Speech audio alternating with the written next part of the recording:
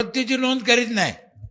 तुम्हाला माहितीसाठी सांगतो, ग्रामपंचायतमध्ये 21 दिवसात मृत्यूची नोंद करायला लागते, नाही तर होत नाही। किती? 21 दिवसात नाही केले तर मग तुम्हाला कोर्टात जावं लागतं, वकील लावा लागतो, 5,000 तुम्हाला खर्च येतो। मग कोर्टातून कागद आला मग तुम्हाला सर्टिफिकेट मिळतं। मग गावात वाद होतो। मग काही लोक काय म्हणते, आम्ही कोर्टातून कागद आणला तेव्हा सरपंचाने दिलं, वाद होतो ना।